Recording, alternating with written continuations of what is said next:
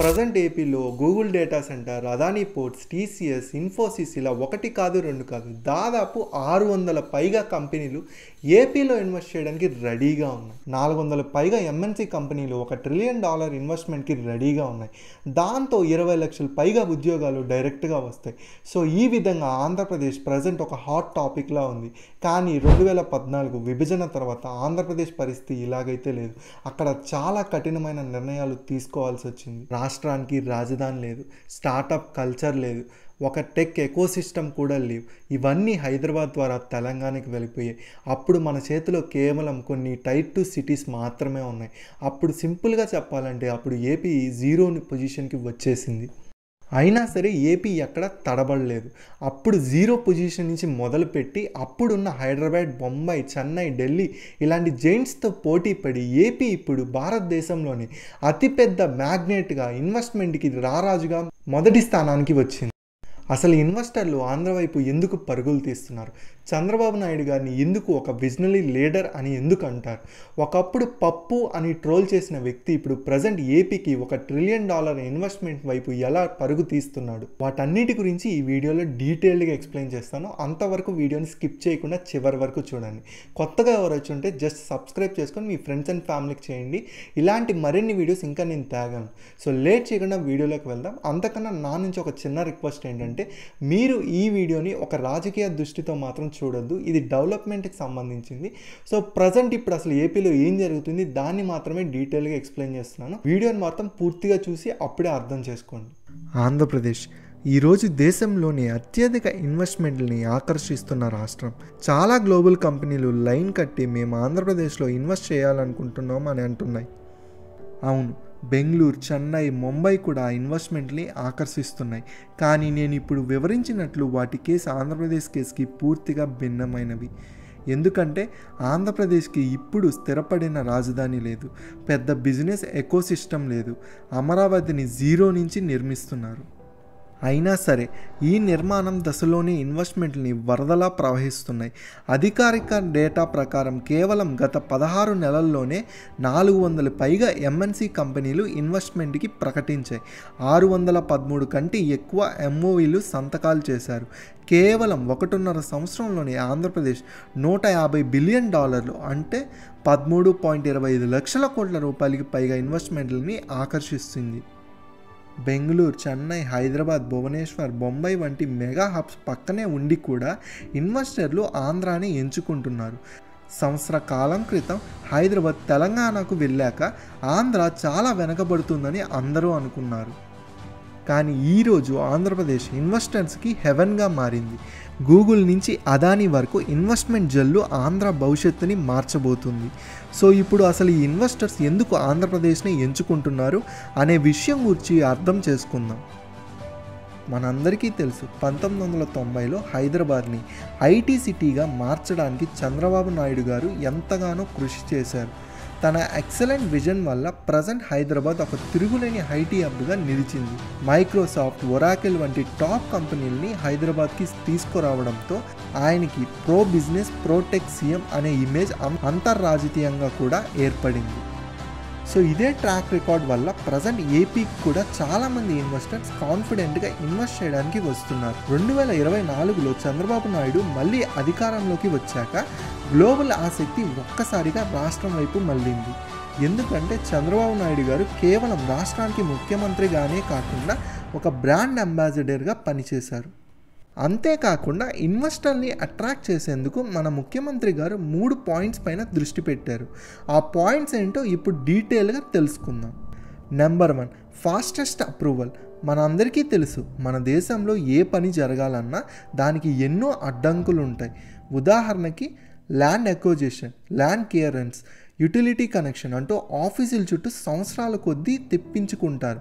So దీనివల్ల ఒక company స్థాపించాలంటే సుమారు 2-3 సంవత్సరాల సమయం పడుతుంది.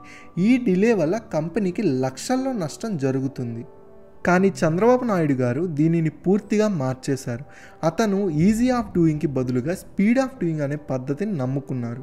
అంటే ఏదైనా ఒక కంపెనీ ఎంఓఈ పైన సంతకం చేసిన తర్వాత ఆ కంపెనీకి వితిన్ 15 to 20 డేస్లోనే ల్యాండ్ అలాట్మెంట్ చేస్తున్నారు.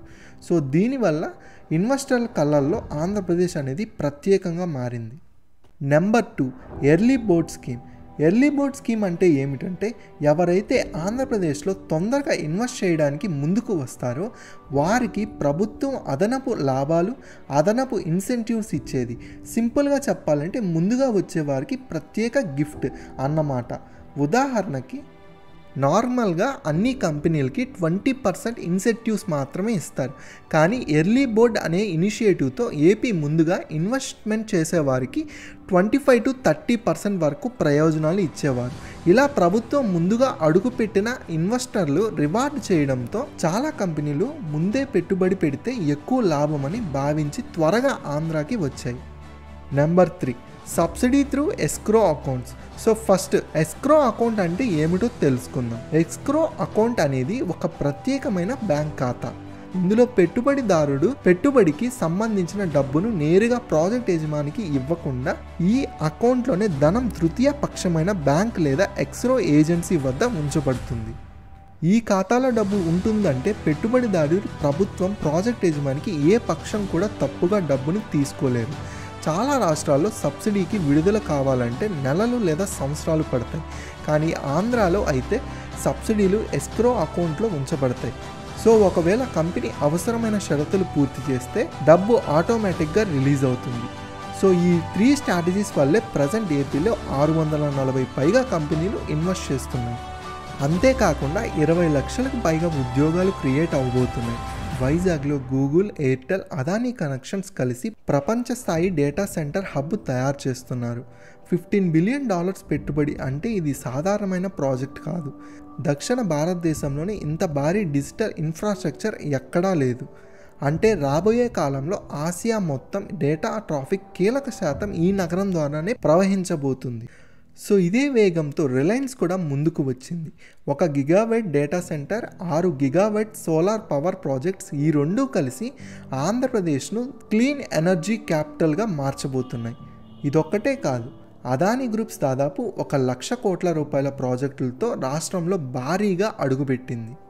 పోర్టులు, లాజిస్టిక్స్, రెన్యూవబుల్ ఎనర్జీ, డిజిటల్ ఇన్ఫ్రో ఒక రంగం కాదు, మొత్తం రాష్ట్ర ఆర్థిక వ్యవస్థని మారుస్తున్న ప్రాజెక్టులతో ముందుకు వస్తున్నారు. ఇదే కాకుండా ప్రపంచంలోని పెద్ద స్టీల్ కంపెనీలైన అర్సలార్ మిట్టల్ మరియు నిప్పన్ స్టీల్ కలిసి ఏర్పాటు చేస్తున్న $17 బిలియన్ మెగా స్టీల్ ప్లాంట్ కూడా ఎన్నో రాష్ట్రాలు దాటి చివరికి ఆంధ్రప్రదేశ్ని ఎంచుకుంది.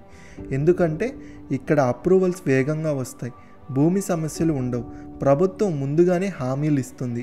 అమరావతిని ప్రపంచ స్థాయి నగరంగా మార్చడానికి సింగపూర్ ప్రభుత్వం కూడా నేరుగా రంగంలోకి దిగింది. Urban development, government models, aviation services, sustainability, ఈ రంగంలో సహకారం కోసం అధికారికంగా MOE చేసుకుంది. అంటే రాబోయే అమరావతి ఏషియన్ స్టాండర్డ్స్తో తయారయ్యే నగరంగా మారబోతుంది.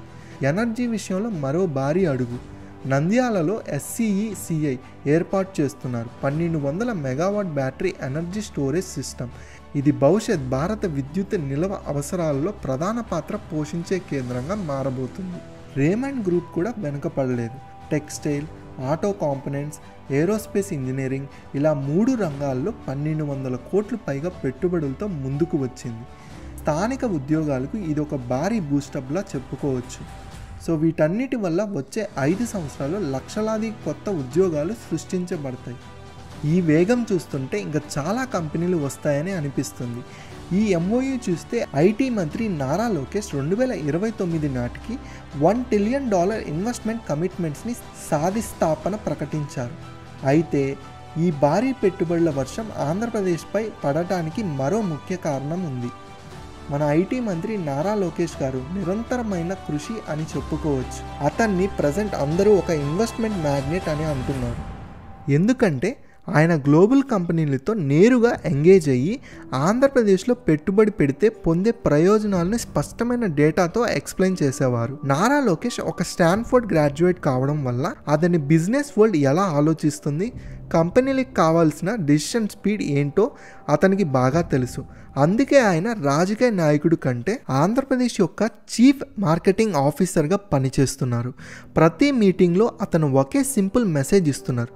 అదేమిటంటే AP is open for business and we make things happen fast.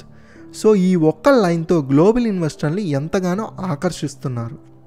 Lokesh గారి డైనమిక్ అప్రోచ్ వల్ల వందల కంపెనీలు ఏపీ వైపు తిరిగి చూస్తున్నాయి. $1 బిలియన్ పెట్టుబడులు రాష్ట్రం వైపు ప్రవహిస్తున్నాయి.